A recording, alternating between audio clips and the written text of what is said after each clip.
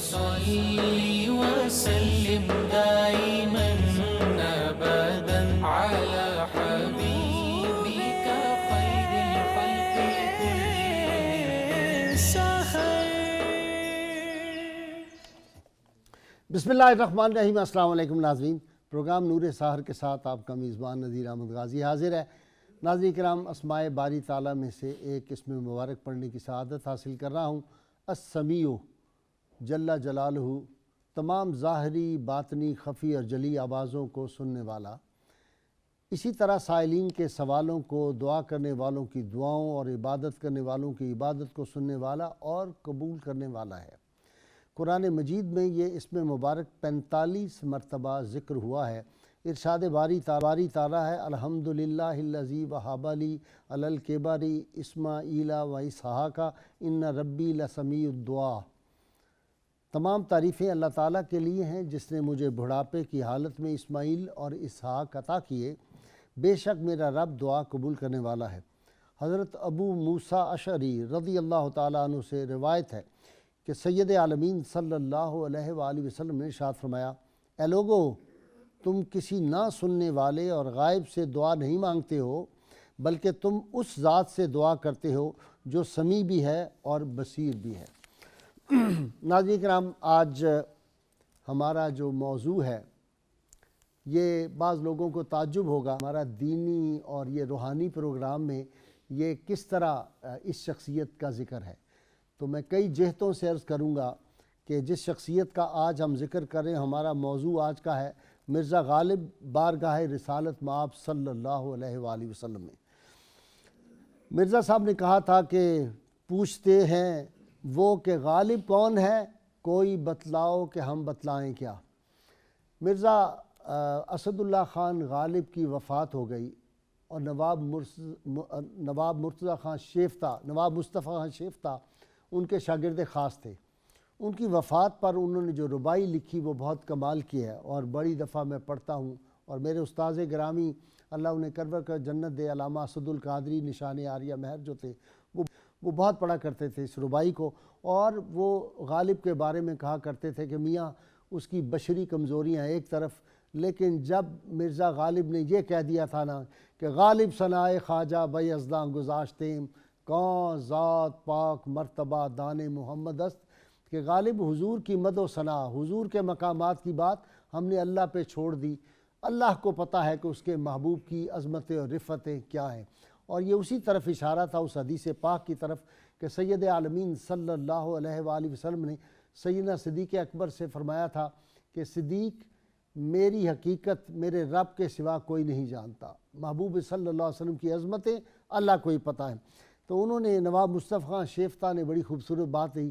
انہوں نے کہا غالب وہ شخص تھا ہماداں جس کے فیض سے ہم سے ہزار ہیچ مداں نامور ہوئے. زہد و تقوی، صدق و صفا اور حسن و عشق 6 لفظ اس کے مرتے ہی بے پاؤ سر ہوئے.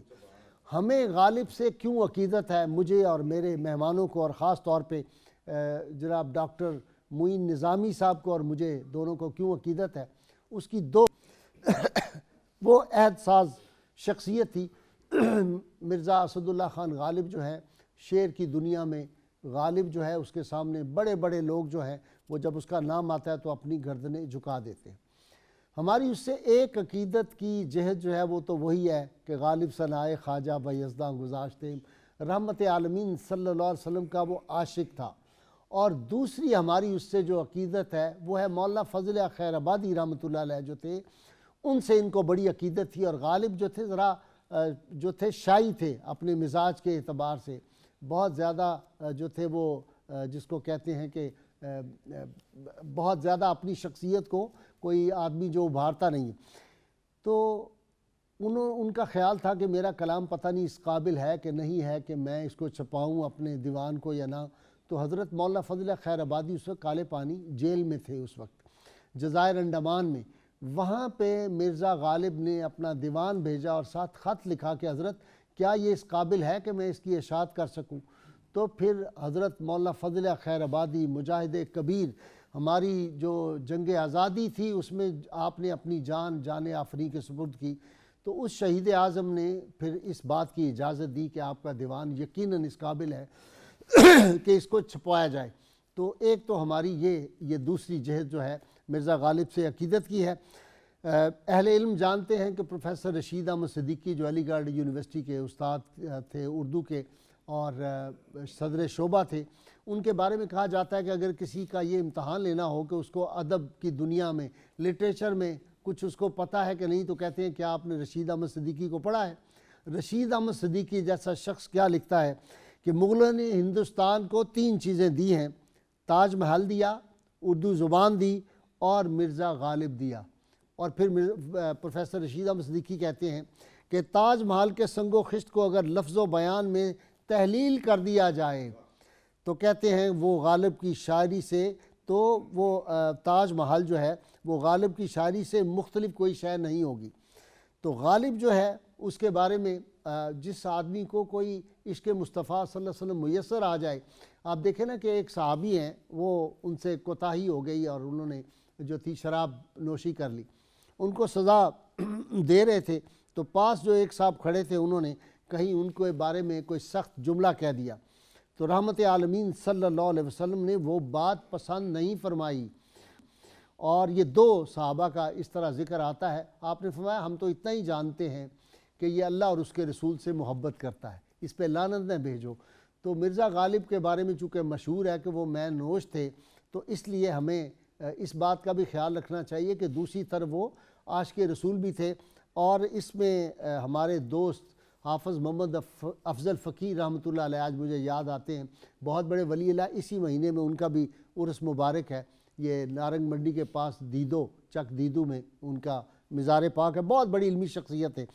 انہوں نے ڈاکٹر صاحب میں آپ کی نظر کر رہا ہوں کیسا شعر کہہ دیا حافظ افضل فقیر، ایک ذرہ میسر ہو جسے عشق نبی کا، لا ریب وہ اللہ کے نزدیک ولی ہے۔ بے شک و شبہ، بے شک۔ اور خود اپنے بارے میں کیا کہا حافظ افضل فقیر نے، جب روح میری نکلی واہ، پیراہن خاکی سے، سبحان اللہ، وہ میرا فقیر آیا روزے سے ندا آئی۔ کیا بات، سبحان تو اللہ۔ حافظ افضل فقیر کی بات مجھے یاد آئی۔ اور دوسری بات جو ناظرین کرام میں نے آپ کو سنانی ہے، یہ ہے کہ شیخ اکبر محی الدین ابن عربی رحمۃ اللہ علیہ کے جو مرشد کریم تھے، ان کا نام تھا ابو مدین۔ کسی آدمی نے ابو مدین کے خلاف کوئی منفی بات کر دی اور شیخ اکبر نے اس سے ملنا جلنا ترک کر دیا۔ رات کو خواب میں رحمت عالمین صلی اللہ علیہ وسلم کی زیارت ہوئی، آپ نے فرمایا محی الدین، اس نے تمہارے پیر کے بارے میں کوئی منفی بات کر دی، لیکن تم یہ نہیں جانتے کہ وہ میرا عاشق بھی ہے۔ صبح شیخ اکبر محی الدین ابن عربی اٹھے اور اس آدمی سے جا کے معافی مانگی اور اس کو گلے لگایا، اس کی پیشانی کو چوما۔ دوسرا واقعہ علامہ اقبال کا جو ہے وہ ہے کہ علامہ اقبال جو تھے، سر علی امام کے بارے میں ان کو لوگوں نے بتایا علامہ اقبال کو کہ آپ کو جج نہیں بننے دیا high court, Lahore high court کا، اس کے پیچھے جو ہے سر علی امام بیرسٹر جو تھے، وہ چیف جسٹس جو یہاں پہ تھا اس زمانے میں بدبخت، اس کے دوست تھے۔ تو علامہ کی اور ان کی آپس میں کوئی بول کلام بند تھی اور بڑے حالات کشیدہ تھے۔ لیکن جب یہ یورپ سے واپس آ رہے تھے تو راستے میں ایک دن شام کا وقت تھا، عدن کی بندرگاہ کے یہ قریب پہنچے، تو وہاں پہ سر علی امام عرصے پہ کھڑے تھے، علامہ اقبال بھی کھڑے تھے، شام کا وقت تھا، سورج کے غروب ہونے کا منظر بڑا دلچسپ ہوتا ہے۔ تو وہاں سر علی امام نے کہا کہ اقبال، یہاں سے اگر ایک جو لائن کھینچی جائے سیدھی یہاں سے، تو وہ سیدھی جا کے گنبد خضرا سے جا کے مس کرے گی۔ یہ کہا اور اس کی آنکھوں میں آنسو آ گئے، واپس آ گئے۔ جب واپس بندرگاہ پہ پہنچے تو علامہ رخصت کرنے لگے، ان کو تو گلے ملے۔ اب آپ نے پوچھا کہ آپ کی تو ان سے کوئی سلام دعا نہیں رہی تھی، ناراضگی تھی، یا آپ نے ان کو گلے کیوں لگایا ہے؟ علامہ نے کہا جس شخص کی آنکھیں ذکر رسول سے پرنم ہو جائیں، اقبال اس کا دشمن نہیں ہو سکتا، اقبال اسے قطع تلقی نہیں کر سکتا۔ تو جس شخص کے دل میں محبت رسول صلی اللہ علیہ وسلم ہو، مرزا غالب کے جو نعتیہ اشعار ہیں اور ان کا نعتیہ کلام، وہ ایک خاصا زخیم، الگ سے وہ دیوان بھی بن سکتا ہے جنہوں نے نعتیں کہی ہیں۔ اس پہ جو ہے میں تو ایک ہی شعر پڑھوں گا، باقی آج میرے اسکالر حضرات پڑھیں گے اور آپ کو سنائیں گے بڑی زبردست چیزیں۔ کہتے ہیں کہ حق جلوہ گرز طرز بیان محمد است، اور آرے کلام حق بزبان محمد است۔ طرز بیان محمد صلی اللہ علیہ وسلم میں حق کا جلوہ ہے، اللہ بول رہا ہے، کلام حق زبان محمد صلی اللہ علیہ وسلم سے ادا ہوا ہے۔ اسی طرح ان کی اہل بیت اطہار سے محبت بھی کمال کی ہے. مرزا غالب کی فرماتے ہیں غالب ندیم دوست سے آتی ہے بوئے دوست, مشغول حق ہوں بندگی بو تراب ہوں. میں بندگی ہاں بندگی بو تراب میں. بہت شکریہ جی, آج تو پھر آپ کا ہی شعبہ ہے جی. ہمارا تو معاملہ اس طرح ہی ہے. میں اپنے مہمانوں کا تعارف کرا دوں جی. فارسی زبان و ادب میں اتھارٹی سمجھے جاتے ہیں. میری مراد پروفیسر ڈاکٹر معین نظامی صاحب ہیں, بہت سینئر استاد ایک یونیورسٹی کے, اور ان کے ساتھ تشریف فرما ہے نوجوان اسکالر ڈاکٹر پروفیسر مجاہد احمد, اور مجھے تھوڑی دیر میں انشاءاللہ تعالی جوائن کریں گے اورینٹل کالج پنجاب یونیورسٹی کے سابق پروفیسر ڈاکٹر فخر اللہ کنوری. آج آپ کو پتہ ہے کہ فوگ بہت زیادہ ہے باہر, تو اس لیے ان کو آنے میں کچھ دیر ہو گئی. میں ابتدا کر رہا ہوں پروفیسر ڈاکٹر معین نظامی صاحب سے. جی نظامی صاحب. جی حضور والا, آپ نے بہت خوبصورت آغاز کیا, اور بنیادی جو خصوصیات ہیں غالب کی, جو غالب سے ہماری محبت کا باعث ہیں, اور اس نور سحر میں جو مناسبت بنتی ہے ان کی ذکر خیر کی, اس میں تھوڑا سا اضافہ بھی کرنا جی چاہوں گا. ارشاد. تیسری خصوصیت جو ہمیں غالب سے متاثر کرتی ہے اور غالب کے عقیدت مندوں میں شمار کرتی ہے, وہ ان کی اولیاء کرام سے محبت و عقیدت ہے, واہ, خصوصاً چشتی اور نقشبندی ہاں خانوادے تو پھر آپ نے کیسے اس بات کو چھوڑا؟ جی ہاں, اس لیے کہ دہلی میں ان کے زمانے میں چشتی اور نقشبندی صوفی بہت فعال تھے, ان کی خانقاہیں بہت ایکٹیو تھیں, ٹھیک, اور غالب کے ان سب سے دوستانہ اور نیازمندانہ تعلقات تھے. انہوں نے اپنے کلام میں بھی اولیاء کرام کو بہت سراہا ہے. اور تیسری بات, چوتھی بات غازی صاحب, وہ بتائیں نا جن بزرگوں سے ان کو عقیدت تھی, وہ حضرت فخر جہاں دہلوی کے پوتے تھے, وہ ذرا بتائیں نا. خواجہ غلام نصیر الدین ان کا لقب تھا کالے میاں. ٹھیک, حضرت خواجہ فخر جہاں دہلوی کے پوتے تھے, اور یہ گھرانہ سارے مغل بادشاہوں کا چونکہ پیر خانہ تھا, اور دہلی میں اور لال قلعے میں ان کی آمد و رفت رہتی تھی, بڑی ہی نیازمندی کرتے تھے. سبحان اللہ. اور غالب جیسے رند مشرب سے بہت ہی محبت تھی حضرت خواجہ نصیر الدین کالے میاں کو. واہ واہ وہ بھی بالکل وہی وجہیں اور وہی مناسبتیں تھیں جن کا آپ نے ذکر کیا ہے, واہ واہ واہ. یہ عشق رسول سے یہاں ایک اور بات میں آپ کو بہت مزدار سناؤں. مولانا ایوب دہلوی رحمۃ اللہ علیہ کراچی والے جو تھے, کتنا بڑا آدمی اور درویش, کاندھے پہ رکھ کے کپڑے بیچ رہے ہیں باہر.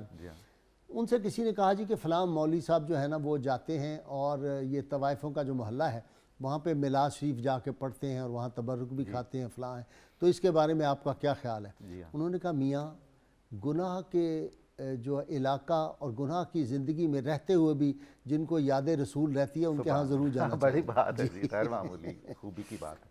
غازی صاحب, مولانا الطاف حسین حالی نے جنہوں نے یادگار غالب لکھی ہے, غالب کی بہترین سوانح عمری آج بھی گنی جاتی ہے, اس میں انہوں نے ایک بہت خوبصورت جملہ لکھا کہ غالب کو اکثر یہ خیال رہتا تھا کہ وہ ظواہر شریعت کے بہت پابند نہیں ہیں, ان سے گناہ سرزد ہوتے رہتے ہیں, بے اعتدالیاں سرزد ہوتی ہیں. لیکن انہوں نے کہا کہ میرا مشاہدہ بھی ہے, اور ان کے سارے کلام کی روشنی میں میں یہ کہہ رہا ہوں کہ اسلام میں سے 2 بنیادی ستون غالب نے اختیار کر لیے تھے, اور اس پر ان کا کوئی کمپرومائز نہیں تھا. ایک توحید وجودی, دوسرا حب رسول اور حب اہل بیت. واہ واہ واہ. مولانا سبحان اللہ الطاف سبحان حسین جو ان کے براہ راست شاگرد بھی ہیں اور خود ایک صاحب نظر شاعر ہیں اور ادیب ہیں, ان کا یہ بیان بڑا ہی قابل غور ہے. ٹھیک, پھر وہ کہتے ہیں کہ مرزا نے ایک دفعہ بڑے ہی دکھ اور کرب سے کہا کہ یار میں ظاہری طور پر کوئی بہت ہی اچھا مسلمان کوئی نہیں ہوں, لیکن عجیب بات ہے, جہاں کہیں اسلام پر کوئی دھبا لگتا ہے یا اسلام پر کوئی الزام لگتا ہے یا مسلمان ذلت میں مبتلا ہوتے ہیں تو میں بے چین رہتا ہوں, برداشت نہیں ہوتا مجھ سے, اندازہ نہیں مجھے ہوتا کہ اتنی تکلیف میں کیسے سہار سکوں گا. یہ وہ اخلاص ہے غازی صاحب. اور جو ان کا حسن اخلاق ہے, بلند مرتبہ ہے, وہ ایک کلندر ہم انہیں کہہ سکتے ہیں, رند مشرب آدمی ہے. لا ریب. جیسے ایک ہے نا ملامتی صوفی جو اپنے عیوب کی نمائش کرتے ہیں اور اپنی خوبیوں کو چھپاتے ہیں, اپنی عبادات اور ریاضات کو چھپاتے ہیں. غالب کا بھی اسی طرح معاملہ لگتا ہے. وہ ہے جی تجھے ہم ولی سمجھتے جو نہ بادہ خار ہوتا. اب اہل نظر کہتے ہیں یہ مسائل تصوف, یہ تیرا بیان غالب, یہ تیرا بیان غالب, تجھے ہم ولی سمجھتے جو نہ بادہ خار ہوتا. اہل نظر کہتے ہیں کہ انہوں نے یہ جو اپنی بادہ خاری کا ذکر کیا ہے اور اس میں ایک ندامت اور پچھتاوا اور خجلت گناہ ہے, یہ غرور زہد سے بہتر ہے. یعنی آپ عبادات و ریاضت کثرت سے کرتے ہوں عبداللہ جن کو صحابہ مذاق سے حمار بھی کہتے تھے، بخاری شریف میں ہے، بخاری شریف میں ہے، شراب پی سزا ہوئی، ایک بڑے جلیل قدر صحابی نے کہا کہ یہ سخت لفظ کہہ دیے، تو آپ صلی اللہ علیہ وسلم میں تو اتنا ہی اس کے بارے میں جانتا ہوں، یہ اللہ اور اس کے رسول سے محبت کرتا ہے، تو یہ بادہ خاری تو ایک ذرا سا معاملہ ہے ملامتی۔ انہوں نے کہا جی کہ یہ جو تجھے ہم ولی سمجھتے کہ جی ہم تو سمجھتے ہیں غالب آپ کو ولی، جس میں حب رسول ہے اور جس میں اہل بیت سے بے پناہ محبت ہے، یعنی حضرت نبی کریم صلی اللہ علیہ وسلم یا آپ کے خانوادہ اطہر کے کسی فرد جلیل کا ذکر جب غالب کی زبان پہ آتا ہے تو لگتا ہے اب کوثر و تسنیم کی موجہ روا، اور ایسی وابستگی اور ایسی عقیدت جس پر ہم بات کریں گے، بے خودی طاری ہو جاتی ہے۔ ڈاکٹر مجاہد، میں آپ کو ایک ان کا سناتا ہوں لیٹر، اپنے دوست کو لکھتے ہیں، میں موحد خالص ہوں اور مومن کامل ہوں، زبان سے لا الہ الا اللہ کہتا ہوں اور دل میں لا موجودہ الا اللہ، لا موسر فی الوجود الا اللہ سمجھے ہوئے ہوں۔ انبیاء سب واجب التعظیم ہیں اور اپنے اپنے وقت میں وہ واجب اطاعت ہیں۔ محمد علیہ السلام پر نبوت ختم ہوئی، کیا بات ہے، یہ خاتم المرسلین ہیں اور رحمت للعالمین ہیں، یہ ہے غالب۔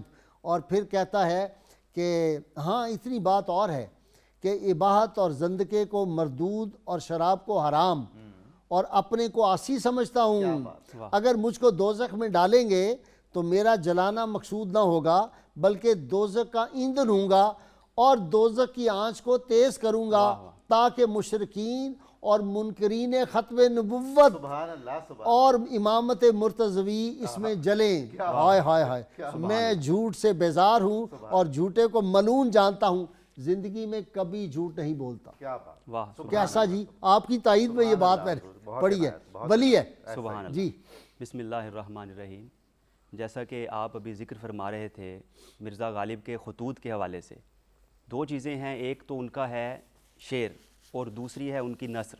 ٹھیک ہے، شعر کے حوالے سے بھی دیکھیں تو ان جیسا شاعر جو ہے وہ بر صغیر میں نظر نہیں آتا، ٹھیک، اور اگر نثر کے حوالے سے دیکھیں خاص طور پہ ان کے جو خطوط ہیں ادب کے حوالے سے بھی بہت اہمیت کے حامل ہیں۔ اور دوسرا جو جیسا کہ آپ نے ذکر فرمایا محبت رسول صلی اللہ علیہ وآلہ وسلم کے حوالے سے، میں تو جب آپ کے خطوط کا مطالعہ کرتا ہوں تو اس نتیجے پر پہنچتا ہوں کہ مرزا غالب ناموس رسالت اور ختم نبوت کے حقیقی مجاہد تھے۔ واہ واہ واہ۔ اچھا، اس دور میں قبلہ غازی صاحب یہ ہوا کہ ایک کوئی ادیب تھے محمد حسین برہان صاحب، انہوں نے ایک کتاب لکھی برہان قاطع، اور اس میں کچھ ایسے الفاظ کی نسبت یعنی لغت کی روشنی میں نبی کریم صلی اللہ علیہ وآلہ وسلم کی جانب کر دی جو آپ صلی اللہ علیہ وآلہ وسلم کی حال اور شان کے مناسب نہیں تھی۔ ٹھیک، آبدہ دست ایک لفظ تھا خاقانی کے شعر میں، انہوں نے کہا کہ اس سے مراد نبی کریم صلی اللہ علیہ وآلہ وسلم کی ذات ہے۔ مرزا غالب اس پہ بڑے برہم ہوئے اور انہوں نے 100 سے زائد صفحات کی کتاب لکھی قاطع برہان فارسی میں، اور انہوں نے اس کو ثابت کیا کہ اس لفظ کی نسبت نبی کریم صلی اللہ علیہ وآلہ وسلم کی طرف اس شعر کے پیرائے میں نہیں کی جا سکتی، یہ نبی کریم صلی اللہ علیہ وآلہ وسلم کی توہین ہے۔ جب آپ نے یہ چیز بیان کی اور کتاب لکھی تو خطوط آنے شروع ہو گئے، اور ان خطوط میں مرزا غالب کو بہت سی گالیاں بھی دی گئیں، نامناسب الفاظ بھی کہے گئے۔ ایک خط آیا تو حالی چونکہ ان کے شاگرد تھے، انہوں نے وہ خط پڑھا اور ساتھ ہی جو ہے وہ خط چھپا لیا۔ مرزا غالب کو محسوس ہوا کہ یہ کوئی چیز مجھ سے چھپا رہے، انہوں نے کہا خط میں کیا ہے؟ جب دیکھا تو مرزا غالب نے وہ پڑھا تو اس میں مرزا غالب کی جو والدہ ماجدہ ان کو گالیاں دی ہوئی تھیں۔ اب مرزا غالب کی جو حصے مزاح تھی وہ بھی بہت زیادہ وہ قابل زبردست اور قابل بیان ہے۔ انہوں نے کہا کہ یہ شخص جو گالیاں تو مجھے دے دیں اور یہ ناموس رسالت کے مسئلے میں دی ہیں، مجھے اس کی کوئی پریشانی اور فکر نہیں، لیکن یہ انسان جو ہے وہ عقل مند نہیں ہے گالی دینے والا، کیونکہ مجھ بوڑھے کو ماں کی گالی دے رہا ہے، جب بچے کو گالی دیں تو ماں کی کیونکہ اس کی زیادہ انسیت ہے، اور جوان کو گالی دے تو وہ بیوی کے حوالے سے، اور بوڑھے کو گالی تو وہ یہ بنتی نہیں ہے یہاں پہ، مطلب انہوں نے اس کو بھی حصے مزاح میں اور فرمایا مجھے اس کی فکر نہیں۔ اس بات کے بعد جو ہے ایک مرزا رحیم بیگ، وہ بھی ادیب تھے اس دور کے، انہوں نے مرزا غالب کے خلاف کتاب لکھ دی برہان ساطع کے نام سے، اور مرزا غالب نے پھر اس کا جواب خط کے ذریعے دیا، ان کے تمام دلائل کا رد کیا، اور اس میں یہ جو خط ہے آپ کا، یہ بڑی قابل غور بات ہے، اردو زبان میں جتنے بھی مرزا غالب کے خط ہیں سب سے لمبا خط وہ ہے جو انہوں نے ناموس رسالت کے مسئلے میں لکھا ہے۔ واہ، تو یہاں سے معلوم ہو رہا ہے، اور ان کے کلام کو اگر ہم دیکھیں تو ختم نبوت کا بھی بہت زیادہ ذکر ہے۔ واہ، ختم رسل، ختم نبوت خاص طور پر اس کی بات کرتے ہیں۔ اور جس طرح خطوط میں انہوں نے یہ رواج ڈالا کہ مختلف نوابوں کی اور بادشاہوں کی جب وہ مدح کرتے تھے اور خطوط لکھتے تھے تو القاب و آداب سے ان کو معرہ کرتے تھے، اسی طرح انہوں نے اردو زبان میں یہ رواج بھی ڈالا۔ یہ طرز جدید کی ایجاد کا سہرا بھی ان کے سر ہے کہ انہوں نے اپنے خطوط کا آغاز حمد سے اور نعت رسول مقبول سے کیا۔ ٹھیک، اور ناموس رسالت کے حوالے سے جو بڑی اہم بات ہے کہ ایک اس زمانے میں مسئلہ چلا تھا امتناع نظیر کے حوالے سے، تو نبی کریم صلی اللہ علیہ وآلہ امتناع وسلم کی نظیر، امکان کذب، ان دنوں بڑی سازش، اور یہ اس کے پیچھے وہ جو تھی وہ کیا جو تھا برٹش سازش وہ چل رہی تھی۔ جی تو یہ جب مسئلہ چلا تو علامہ فضل حق خیر آبادی، جن کا آپ ذکر کر رہے تھے، مجاہد کبیر اور تحریک آزادی کے جو ہیرو تھے اور شہید ہوئے، انہوں نے مرزا غالب سے جا کر کہا کہ میں یہ چاہتا ہوں کہ آپ اس کا جواب بصورت شعر دیں۔ مرزا غالب نے پہلے تو معذرت کی کہ یہ بڑا مشکل کام ہے، مسئلہ مشکل، اور اوپر سے پھر شعر کی شکل میں، یہ مشکل کام ہے۔ لیکن ان کے اصرار پر، کیونکہ دوستانہ تھا، تعلق تھا، انہوں نے پھر مثنوی مرتب کی، 130 اشعار سے زائد اشعار پر مشتمل مثنوی، جس میں مختلف مسائل کا، معاملات کا جواب دیا جو اس دور میں اختلافی بنے ہوئے تھے۔ اور نبی کریم صلی اللہ علیہ وآلہ وسلم کے بے مثال ہونے کے حوالے سے مرزا غالب نے اس مثنوی میں 3 دلائل دیے، جن کا خلاصہ عرض کر رہا ہوں۔ پہلی دلیل کہ نبی کریم صلی اللہ علیہ وآلہ وسلم کا مثل اس لیے نہیں ہو سکتا کہ آپ ساری مخلوقات سے اول ہیں۔ سبحان تو جب آپ اول ہیں تو دوسرا کیسے کوئی ہو سکتا ہے؟ کیونکہ اول تو آپ ہیں، اولیت ایک ہی ذات کو حاصل ہو سکتی ہے۔ اچھا، اپنے اشعار میں کہیں وہ بھی اشارہ کیا لولاک لما خلقت الافلاک، جی یہ بھی ہے، وہ بھی 130 اشعار ساری وہ شان مصطفیٰ کے حوالے سے، شان اولیاء اللہ کے حوالے یہ سے۔ ہے دانی اگر بمانی لولاک وارسی، خود ہرچ از حق است اذان محمد است۔ سبحان اللہ۔ اگر تو لولاک کے معنی پورے طرح سمجھ لے تو تجھ پر واضح ہوگا کہ حق تعالیٰ کے پاس جو کچھ ہے وہ حضور کو عطا کر دیا۔ اللہ الموتی وانا القاسم، اللہ عطا کرنے والا ہے، میں تقسیم کرنے والا ہوں۔ اور دوسری دلیل جو دی وہ ہے خاتم النبیین ہونا، اور یہ کہا کہ نبی کریم صلی اللہ علیہ وآلہ وسلم خاتم النبیین ہے، اگر کوئی دوسرا آئے تو آپ صلی اللہ علیہ وآلہ وسلم خاتم النبیین نہیں رہیں گے، خاتم النبیین تو وہ ہو جائے گا، اگر کوئی دوسرا آئے آ ہی نہیں سکتا، ناممکن ہے۔ اور تیسری دلیل جو دی، غالب نے فرمایا جس شعر کا مطلب یہ بنتا ہے کہ جس خدا نے نبی کریم صلی اللہ علیہ وآلہ وسلم کا سایہ بنایا نہیں، وہ آپ کا مثل کیسے گوارا کر سکتا ہے؟ واہ سبحان اللہ، یہ واہ تین کیا جو دلیل ہے، خاص طور کیا پہ دلیل غالب نے ہے، ذکر واہ فرمائی۔ واہ واہ واہ واہ، جنہیں سایہ نہیں رہنے دیا وہ کیسے ان کی مثل کیسے آ سکتا ہے؟ اور اس سے جی اگلی بات یہ ہے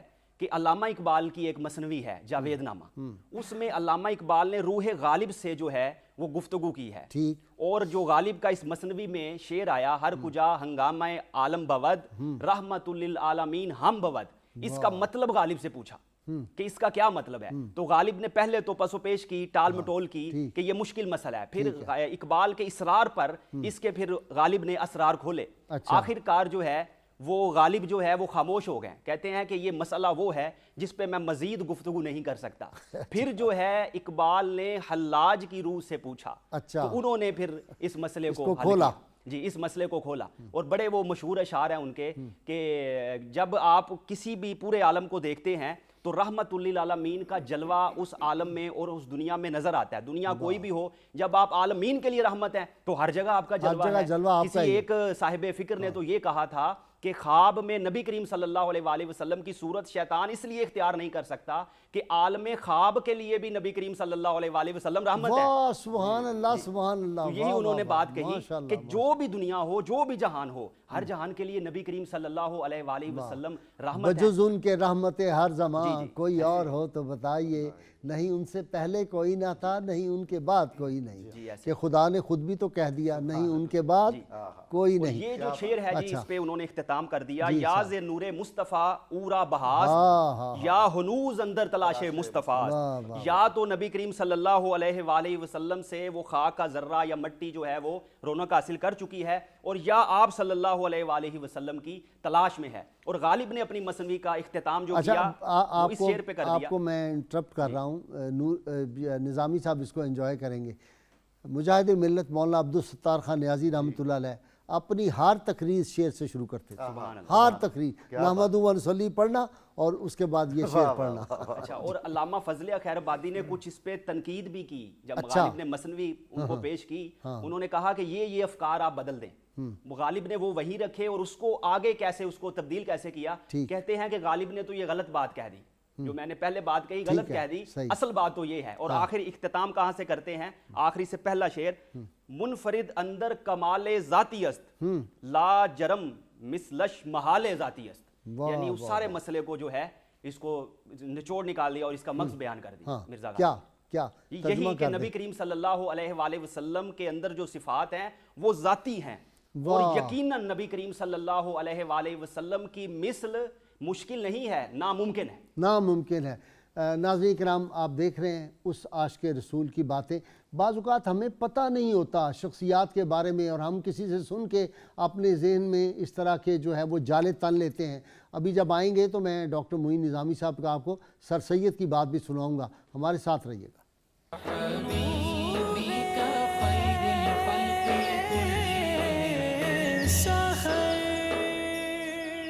ویلکم بیک ناظرین کرام۔ جی ڈاکٹر معین نظامی صاحب، کئی حوالوں سے آپ کا تعلق حضرت پیر مہر علی شاہ سے بھی بنتا ہے، ان کا مرشد خانہ بھی اور آپ کا مرشد خانہ بھی آپ کو ایک ہی ہے۔ وہ فرمایا کرتے تھے کہ جو شخص ختم نبوت یا ناموس رسالت کا کام کرتا ہے نا، تو رحمت کونین سلم کا دست مبارک اس کے پیچھے آ جاتا ہے۔ یہ مجھے زندگی میں بہت تجربے ہوئے ہیں۔ اچھا جی، سر سید کی بات بیچ میں آ گئی کہ ہم کسی کی بات سن کے لوگوں کی تو اپنے ذہن میں جالے نہ بنا کریں۔ جی بالکل غازی صاحب، اس پروگرام کے توسط سے مجھے یہ عرض کرنا ہے کہ ہماری امت میں الحمدللہ بہت سارے ایسے اکابر ہیں جن کے بارے میں غلط فہمیاں بہت زیادہ ہیں، بہت زیادہ۔ کوئی انسان بھی روئے زمین پر ایسا نہیں ہے کہ جس میں کوتاہیاں اور غلطیاں نہ ٹھیک ہے، ہم بھی اس میں شامل ہیں۔ ٹھیک ہے، ہمیں کوشش یہ کرنی چاہیے کہ غلطیاں کوتاہیاں نظر انداز کر دیں اور جو خوبیاں اور خصوصیات موجود ہیں ان کو ابھار لیں۔ اب حضرت سر سید، میں تو ان کا اسم گرامی حضرت کے لفظ سے استعمال کرنا چاہتا ہوں۔ عشق رسول کا یہ عالم تھا کہ پورے سب کانٹیننٹ میں کوئی آدمی ایسا نہیں تھا جو یورپ کے دریدہ دہن مصنفین کا جواب دینے کے قابل ہو۔ ولیم میور کا آج تک نہیں کسی نے جواب دیا سوائے اس کے۔ جی ہاں، تو سر سید نے اپنے گھر کے برتن تک فروخت کر کے خطبات احمدیہ لکھا اور اس کا جواب دیا، اور وہ زندگی بھر یہ کہا کرتے تھے اور یہ کہتے ہوئے ان کی آنکھوں میں آنسو آ جاتے تھے کہ میرے لیے یہی بہت سعادت ہوگی کہ قیامت کے دن رسول اللہ صلی اللہ علیہ وآلہ وسلم یہ فرمائیں کہ یہ میری امت کا وہ فرد ہے جس نے میری ناموس کی حفاظت کے لیے گھر کے برتن تک بیچ دیے۔ میرا خیال ہے یہ بہت زیادہ نمایاں کرنی چاہیے۔ بہت نمایاں۔ جی، نقشبندی بزرگوں سے ان کی عقیدت کا یہ تعلق تھا کہ حضرت شاہ غلام علی دہلوی رحمۃ اللہ علیہ کے مزار اقدس پر دہلی میں وہ اپنی داڑھی سے جھاڑو دیا کرتے تھے۔ ایسا عاشق رسول صلی اور اللہ علیہ ہمیں کیا کیا بتایا ہوا ہے اس کے بارے میں، نعوذ باللہ۔ جی، اور غالب کا حضور یہ عالم ہے، غالب نے جو نبی کریم صلی اللہ علیہ وآلہ وسلم کی صفات بے ساختہ ان کی زبان پر یا ان کے قلم سے نکلتی ہیں، وہ دو ہیں۔ اچھا، ایک تو خاتم النبیین، بے ساختہ، جیسے ہم کہتے ہیں رسول کریم، نبی کریم صلی اللہ علیہ وسلم، ہر بات میں خاتم النبی، وہ ہر بات میں خاتم النبی، یعنی یہ نقش کتنا گہرا ہے ان کے دل اور دماغ میں۔ دوسری صفت آپ کی جو آپ کا صفاتی نام ان کی زبان پر آتا ہے وہ رحمت للعالمین ہے۔ اب یہ اس میں بڑی ہی لطافت، ختم المرسلین رحمت للعالمین۔ واقعہ معراج نے متاثر کیا ہے پوری امت مسلمہ کے ہر دانشور کو، ہر مفکر کو اور ہر شاعر کو، اور ہر ایک نے اس میں داد سخن دی ہے۔ اس میں علامہ اقبال بھی شامل ہے۔ پوری ایک مثنوی ہے معراج نامہ کے نام سے، فارسی مثنوی ہے غالب کی، اور اردو میں انہوں نے ایسا حضور شعر کیا، اس کی امت میں ہوں میں، میرے رہیں کیوں کام بند، اس کی امت میں ہوں میں، میرے رہیں کیوں کام بند، واسطے جس شاہ کے غالب گنبد بے در کھلا۔ میں اس کی امت میں ہوں جس کے لیے آسمان کے دروازے کھل گئے تھے، میرے چھوٹے چھوٹے کام کیوں رکے رہیں گے۔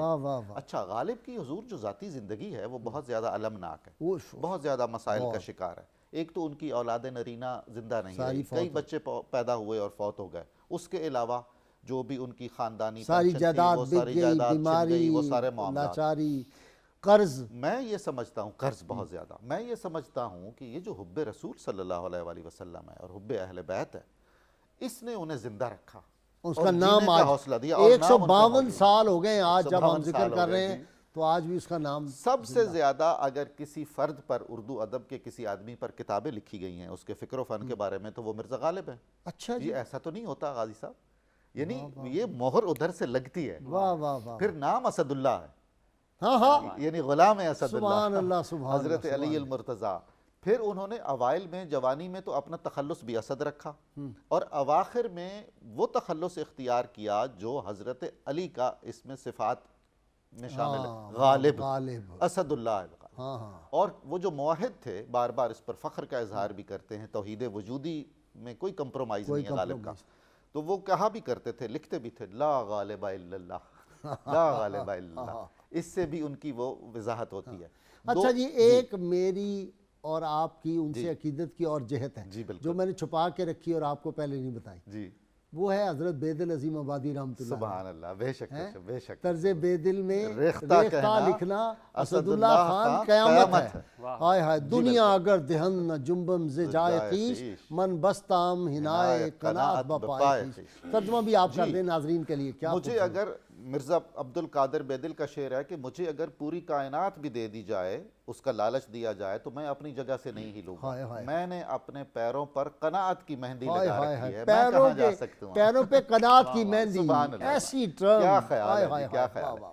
مرزا عبد القادر بیدل قادری تھے، اچھا جی، جی، شیخ طریقت تھے، باقاعدہ صاحب خلافت تھے، اور صاحب کرامات، صاحب کرامات، بہت عامل کامل تھے، اور مجھے شک ہے کہ سونا بھی بناتے تھے۔ بناتے تھے یقیناً، شیر کو مار دیا جی، چیر دیا پکڑ کے شیر کو، اللہ اکبر۔ تو ان کا جو کلام ہے عجیب ہے غازی صاحب، آج کل 12-13 سال کا بچہ کیا پڑھتا ہے، ہم اندازہ کر سکتے ہیں۔ غالب ایسا بچہ تھا جس نے 12-13 سال کی عمر میں مرزا عبد القادر بیدل کا کلام پڑھا، نہ غزلیں عبد القادر بیدل کی پھر بھی قابل فہم ہیں، مشکل ترین شاعروں میں سے مشکل ترین شاعر ہے۔ بیدل کی مثنویاں تو حضور آج تک سمجھ میں نہیں آتی، سب سے زیادہ مرزا غالب نے بیدل کی مثنویاں پڑھی 13-14 سال کی عمر میں، اس لیے ان کے ابتدائی کلام پر سارے کا سارا اثر بیدل کا، خدا داد صلاحیت، خدا داد صلاحیت، جی بالکل۔ اچھا، بیدل سے نکل نہیں سکتا کوئی بندہ، جب ایک اس کے قابو میں چڑھ جائے، بالکل ایسا دیکھیں نا پیر نصیر الدین نصیر،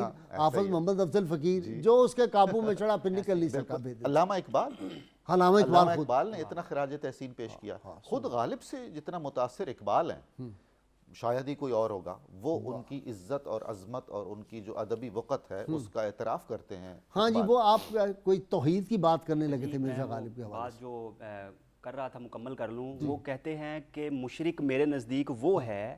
اچھا، ایک کالر لے لیں ذرا۔ جی السلام علیکم۔ السلام علیکم جی، محمود الحسن عابد عرض کر رہا ہوں کسوال سے۔ جی فرمائیے عابد صاحب۔ میرا سوال بڑا اہم ہے کہ آیا آج کل جو نعت کہی جا رہی ہے، جو نعت کو شاعر ہے یا نعت خواں بھی ہے، وہ جی وہ ان کی نعت کے معیار پہ پوری اترتی دکھائی نہیں دیتی، یہ کس طرح جو ہے وہ معیار پہ پوری اترے گی؟ جیسے مرزا غالب علیہ الرحمہ نے خوبصورت انداز میں نعتیں کہی ہیں، تو آیا آج کی نعت کس معیار پر ہے؟ وہ رنگ دکھائی نہیں دیتا جو وہ ذوق اور جو عقیدت۔ میں سمجھ گیا، میں ڈاکٹر نظامی صاحب سے لیں گے اس کا جواب، لیکن ڈاکٹر صاحب مکمل کریں آپ۔ جی، میں عرض کر رہا تھا کہ انہوں نے جو مشرک کی تعریف کی، مطلب اس کو ڈیفائن کیا، وہ اس طرح کہ میرے نزدیک مشرک وہ ہے جو نبی کریم صلی اللہ علیہ وآلہ وسلم کی ختم نبوت میں کسی کو شریک سمجھتا ہے، یا آپ صلی اللہ علیہ وآلہ وسلم کے بعد نبی ہونے کا دعوے دار ہے۔ اب میں سوچ رہا تھا کہ وہ کیسے مشرک ہے؟ مشرک تو اللہ تعالیٰ کے حوالے سے نا، ذات، صفات، افعال وغیرہ، تو وہ کیسے مشرک ہے؟ میرے ذہن میں یہ آیا کہ وہ اس طرح مشرک ہے کیونکہ نبی بنانا یہ اللہ کا منصب ہے، تو جو شخص کسی کو نبی مانتا ہے پہلے وہ کسی کو خدا مانتا ہے کہ جس نے اسے نبی بنایا، اب اللہ تو بنائے گا نہیں، کیونکہ اس نے تو نبی کریم صلی اللہ علیہ وسلم پر نبوت کا دروازہ جو ہے وہ بند کر دیا ہے۔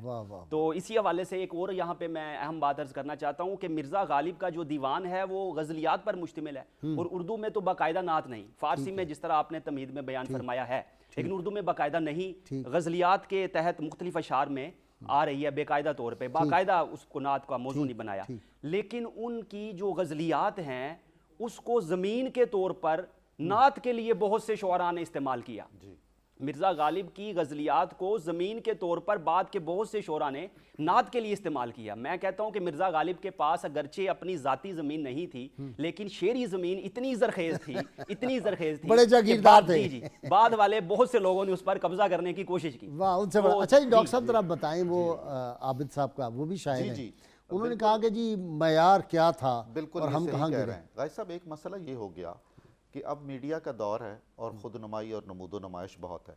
اب جو شاعر ہیں یا جو نعت خوان ہیں وہ سامعین اور ناظرین کا ذوق بلند نہیں کرتے, ٹھیک ان کے معیار اور ذوق اور ان اتر کے جاتی ڈیمانڈ پر ہے. اتر جاتے ہیں, تو یہ زوال پذیری ہے. یہ بالکل اب مسئلہ دوسرا یہ ہے کہ بہت اچھی نعت بھی لکھی جا رہی ہے لیکن عام محفل میں ایک بہت اچھی اعلیٰ ادبی اور فکری فنی نعت کی اتنی پذیرائی نہیں ہے جتنی بالکل عام سرسری سی انداز کی نعت گانوں کی طرز پہ گانوں کی طرز پہ بنائی بڑا ہوئی ہے. انفارچونیٹ. پھر جو نعت خوانی کے جو آداب ہیں وہ بھی ملحوظ نہیں رکھے جاتے اب تو انفارچونیٹلی. باقاعدہ ڈانس ہو گیا نا صاحب. ڈانس بھی ہو گیا اور اس کے بعد طے ہوتی ہیں اب تو سیدھی سیدھی چیزیں اور معاوضے اور بہت بڑی بڑی ڈیمانڈز ہیں. یہ ساری بے برکتی کا باعث بنتا ہے. کہاں اعظم چشتی, ثناء اللہ بٹ, جان محمد جانی, اللہ دیتا, صوفی اللہ دیتا, کیا کیا نام تھے نعت خوان. اب دیکھیے اس دور میں بھی رشید چشتی, ایک نام آ رہا ہے اس دور میں بھی اگر حفیظ طائب کا نام ہے, اگر صوفی افضل فقیر کا نام ہے, اگر پیر سید نصیر الدین نصیر کا نام ہے, تو اس کا مطلب ہے اچھی نعت لکھی جا رہی ہے اور بہت سارے اور بھی لوگ لکھ رہے ہیں.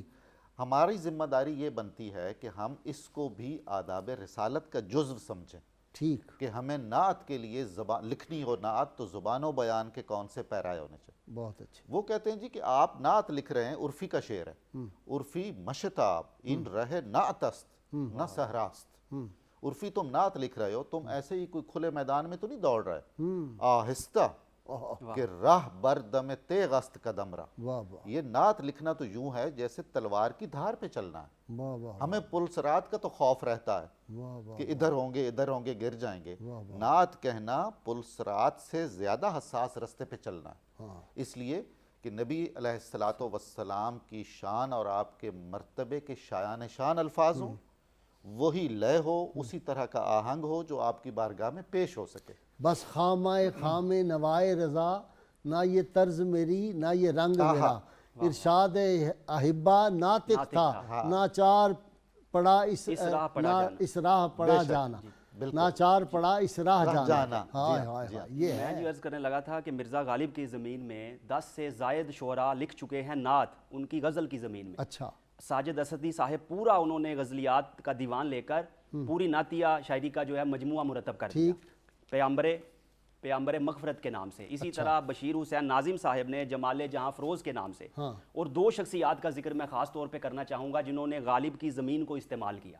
ایک اس میں علامہ اقبال ہے. علامہ اقبال کی عادت تھی جب سفر پر روانہ ہوا کرتے تھے تو 3 کتابیں ساتھ رکھا کرتے تھے. پہلی قرآن مجید, دوسری مثنوی مولانا روم اور تیسری دیوان غالب. اور ناقدین کا یہ خیال ہے کہ اگرچہ علامہ اقبال مرزا داغ دہلوی کے شاگرد تھے لیکن ان کی شاعری پر داغ سے کہیں زیادہ اثر مرزا غالب کا نظر آتا ہے اور نمایاں ہوتا ہے. جیسا کہ مرزا غالب کا شعر ہے کہ اصل شہود و شاہد و مشہود ایک ہے, حیران ہوں پھر مشاہدہ ہے کس حساب میں. جب غالب کا یہ شعر اقبال نے پڑھا تو اس کو کیسے لیا, اصل شہود و شاہد و مشہود ایک ہے, غالب کا قول سچ ہے تو پھر ذکر غیر کیا. اسی طرح کہتے ہیں کہ مرزا صاحب خدا بخشے بجا فرما گئے, ہم نے مانا کہ دلی میں رہیں کھائیں گے کیا. تو مطلب ہے کہ ان کے مصرے لے کر اس پر تضمین کی. اور خاص طور پہ دوسری شخصیت جس کا ذکر کرنا چاہ رہا ہوں وہ بر صغیر کی عظیم شخصیت امام احمد رضا خان. جیسا کہ وہ مرزا غالب کی غزل ہے, دل ہی تو ہے نہ سنگ و خشت درد سے بھر نہ آئے کیوں, روئیں گے ہم 1000 بار کوئی ہمیں ستائے کیوں. اور اس میں شعر آ رہا ہے مرزا غالب کا, ہاں وہ نہیں خدا پرست جاؤ وہ بے وفا سہی, جس کو ہو دین و دل عزیز تیری گلی میں اس کی گلی میں جائے کیوں. اور امام احمد رضا اسی کلام کو منتخب کرتے ہیں, اسی کی زمین یعنی بہر, قافیہ, ردیف, اور اس میں نعت لکھتے ہیں. پھر کے گلی گلی تباہ ٹھوکریں سب کی کھائے کیوں, دل کو جو عقل دے خدا तेरी गली से जाए क्यों। मिर्जा गालिब ने कहा तेरी गली से जाए क्यों, तेरी गली में जाए क्यों। तो जब मजाज की बात थी, मिर्जा गालिब ने कहा कि कूचाए महबूब में जाना मुश्किल, वहां पे ठहरना मुश्किल, और आला हजरत इमाम मोहम्मद रजा खान ने उस मजाज को हकीकत की जानिब मोड़ के कहा कि अगर हकीकत की बात हो तो कूचाए महबूब से आना मुश्किल हो जाता है। इसी तरह इसी गजल में मिर्जा गालिब का एक और शेर है, कैदे हयातो बंदे गम असल में दोनों एक हैं, मौत से पहले आदमी गम से निजात पाए क्यों। और जब इमाम अहमद रजा इस शेर को लेते हैं तो कहते हैं यादे हुजूर की कसम गफलते ऐश है सितम, खूब हैं कैदे गम में हम, कोई हमें छुड़ाए क्यों। सुभान अल्लाह, सुभान अल्लाह। और इसी तरह एक और कलाम की जानिब इशारा करें जिसकी रदीफ है कि यूं, मिर्जा गालिब का कलाम है कि यूं, वो कहते हैं मैंने कहा कि बज़्मे नाज चाहिए गैर से तही।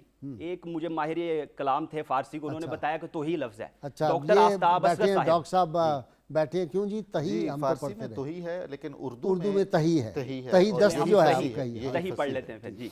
मैंने कहा कि बज़्मे नाज चाहिए गैर से तही, सुन के सितम ज़रीफ ने मुझको उठा दिया कि यूं।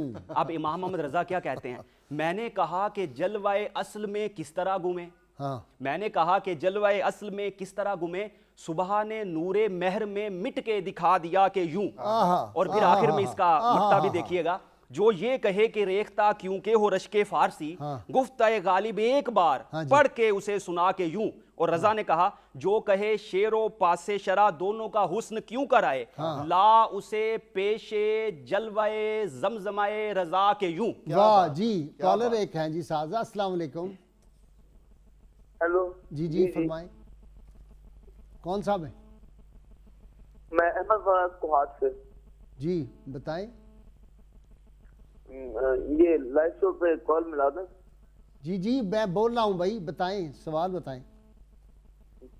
मिर्जा गालिब का एक शेर मुझे आता है कि ये मसाइल तसव्वुफ की तेरा बयान गालिब, तुझे हम वली समझते जो न बाद फारस होता। हाँ, ये तो इस पे बात हो गई है। उर्दू अदब के शायर हैं, और मैं अहमद फराज बात कर रहा हूँ। अहमद फराज भी कोहाट के शायर गुजरे हैं, और नजीर अहमद गाजी साहब, हम आपको वेलकम कहते हैं।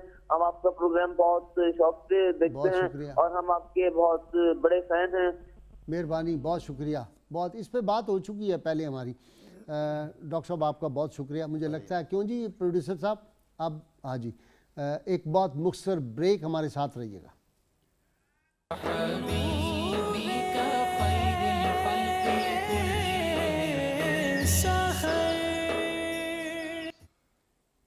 वेलकम बैक नाज़रीन इकराम। जी डॉक्टर निज़ामी साहब, मुझे ये अर्ज़ करना था कि बर्र-ए-सग़ीर में कुदसी ने एक फ़ारसी नात लिखी है जो बहुत ही शोहरा आफाक है, मरहबा सैयद मक्की मदनी अरबी। उसकी तकलीद में बहुत सारे लोगों ने उसकी तज़मीनें लिखी हैं। ठीक, सबसे जो अच्छी तज़मीन मुझे लगती है वो मिर्ज़ा गालिब की लिखी हुई है। अच्छा। और इतनी तज़मीनें लिखी गई हैं कुदसी की उस मशहूर नात की कि अलग किताबचे छपे आयात कुदसी और नगमात कुदसी के नाम से। वाह। यानी बाद के आने वाले शायरों ने कुदसी की उस नात पर गिरहें लगाकर कैसे तज़मीन की है।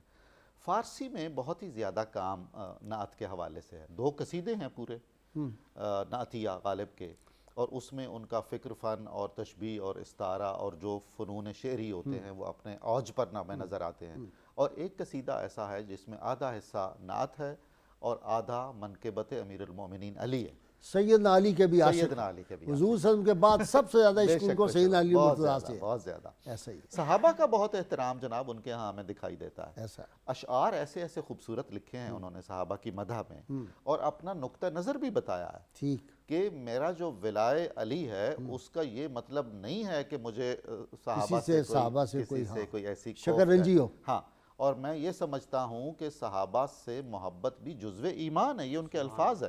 भाई चिश्ती जो हुआ, चिश्ती है, कैसे उससे निकल सकता है? फजले खैर आबादी की सोबतें जिनको मुयस्सर आए। सही है। वाह। गाजी साहब ये भी देख लीजिए कि बड़े आदमी की तरबियत के लिए अल्लाह ताला एहतमाम भी ऐसा करता है कि उसे बड़े बड़े लोगों की सोहबत में पहुंचा देता है। अल्लाह का हुस्न इंतज़ाम है। ہم اپنی زندگیوں میں دیکھ لیں جیسے تیسے بھی ہیں، یہ کچھ بھی ہم ان حضرات کی وجہ سے ہیں جن کی صحبتیں ہمیں نصیب ہوئی. واہ واہ واہ واہ. تو حضرت غالب کو اللہ تعالیٰ نے یہ شرف بھی دیا کہ اپنے عہد کے تمام صوفیاء کرام سے، سر سید بھی تو ان سے استفادہ کرتے رہے نا. آثار السنادید کی تقریز مرزا غالب سے لکھوائی ہے سر سید نے، اور حضرت خیر آبادی سے تو جو محبت ہے اس کا تو عالم ہی آ رہا ہے. اچھا، حضرت کا تو نام ہی ایسا ہے. میں ان کے لیے نوافل اللہ کی توفیق سے پڑھتا ہوں. مولانا عبدالسلام نیازی، دونوں کو میں نے اکٹھا جوڑا. جی میں یہ عرض کرنا چاہ رہا تھا کہ غالب کو جب ہم دیکھتے ہیں نا، اسلامی شاعر کی بات کرتے ہیں یا اللہ تعالیٰ کی بارگاہ میں کچھ عرض کرتے ہیں تو شوق پن ہے، بے باکی ہے. جیسے وہ کہتے ہیں کیوں نہ فردوس میں دوزخ کو ملا لیں یا رب، سیر کے واسطے تھوڑی سی فضا اور صحیح. تو لیکن جب نبی کریم صلی اللہ علیہ وآلہ وسلم کی بارگاہ میں جاتے ہیں، سنتے ہیں جو بہشت کی تعریف سب درست، لیکن خدا کرے وہ تیری جلوہ گاہ ہو. یعنی صحیح ہے، بہشت ہے، جنت ہے، سب کچھ ہے، با محمد ہوشیار. جی جی بس سب کچھ ٹھیک ہے، لیکن اگر نبی کریم صلی اللہ علیہ وآلہ وسلم کا وہاں جلوہ نظر نہ آئے تو پھر جنت کیسی. اور پھر کہتے ہیں یہ کس بہشت شمائل کی آمد ہے کہ غیر جلوہ گل راہ گزر میں خاک نہیں. اور اسی شعر کا تسلسل ہے احمد رضا خان رحمہ کا شعر، وہ کمال حسن حضور ہے کہ گمان نقص جہاں نہیں، یہی پھول خار سے دور ہے، یہی شمع ہے کہ دعا نہیں. ناظرین کرام، وقت ہو گیا جی کتاب الشفا کبیر سے نسخے کا. یہ بے اولاد والدین کے لیے وظیفہ ہے. بہت زیادہ لوگ پوچھتے ہیں، بہت آسان وظیفہ ہے. اللہ موتی اللہ قادر اللہ شافی.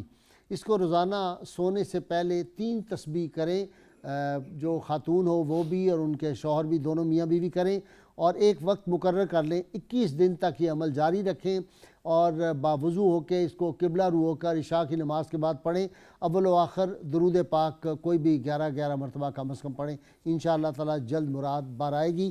اللہ کریم سے دعا ہے اللہ تعالی ہمیں حضور رحمت عالمین صلی اللہ علیہ وآلہ وسلم کی غیر مشروط محبت اور لامحدود فداری نصیب فرمائے. نعرے کے لیے تیار ہو جائیے. گلی گلی کوچے کوچے کو بکو گونج رہا ہے، تیا قیامت گونجتا رہے گا، تاکہ پھر ہم تصدق رسول سے بڑی خوبصورت اور بڑے لحن میں اعظم چشتی صاحب کے انداز میں یہ نوجوان ہمیں نعت سنائے گا مرزا غالب کی. نعرہ مل کے لگائیں سب. پاکستان کا مطلب کیا؟ لا الہ الا اللہ محمد رسول اللہ صلی اللہ علیہ وسلم. جی تصدق. حق جلوہ گرز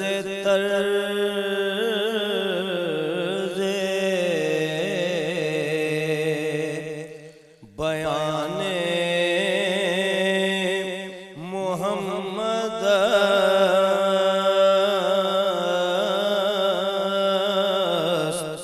آرے کلام حق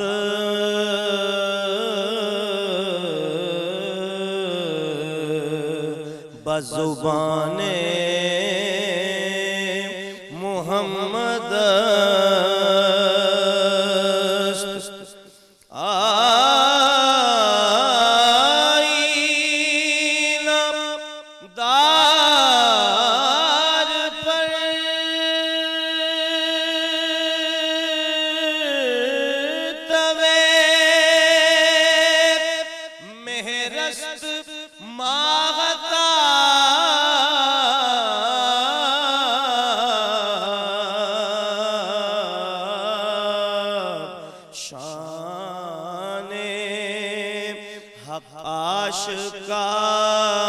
آشکار زے شان محمد تیرے قضا ہرائی نہ در ترکش حق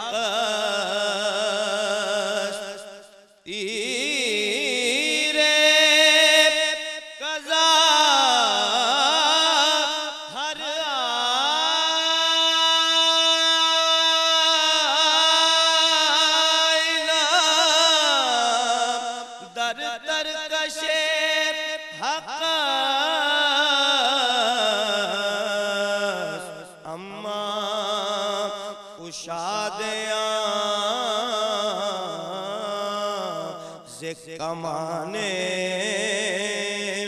محمد